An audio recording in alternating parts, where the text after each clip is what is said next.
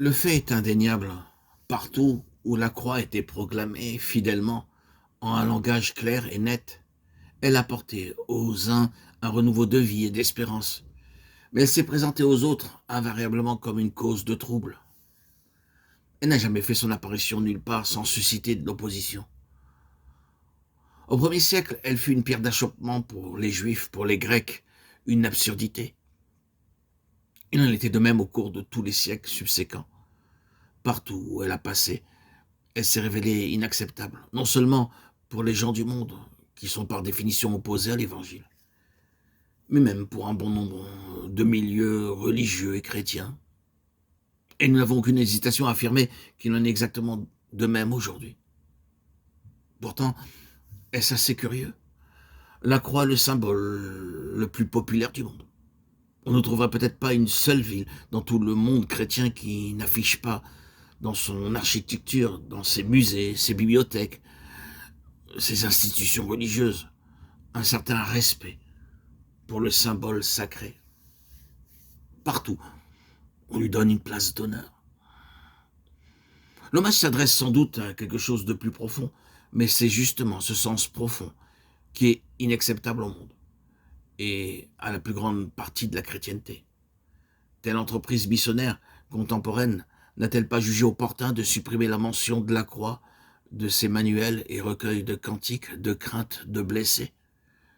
Bien souvent, dans l'Église chrétienne d'aujourd'hui, la prédication et l'enseignement ne vont pas plus loin que le Jésus historique, ou s'ils le dépassent, c'est pour donner à sa mort une toute autre signification.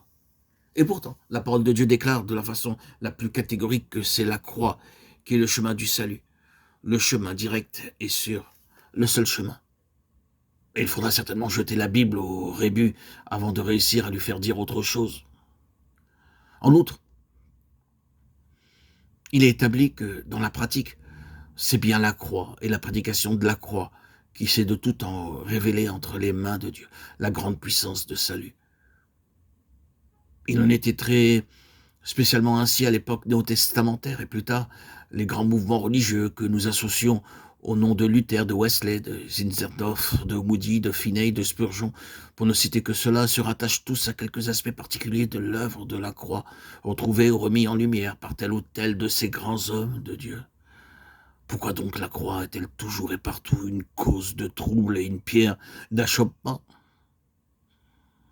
Nos églises, nos mouvements religieux, nos institutions chrétiennes, même réputées évangéliques, ne sont à cet égard pas plus épargnés que nos foyers, nos vies individuelles.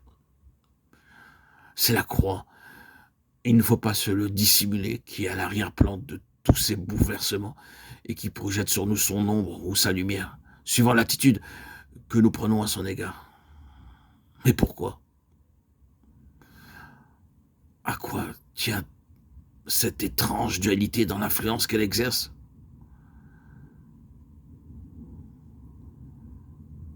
Pourquoi, à côté de son action bénie et féconde, semble-t-elle avoir une action toute négative?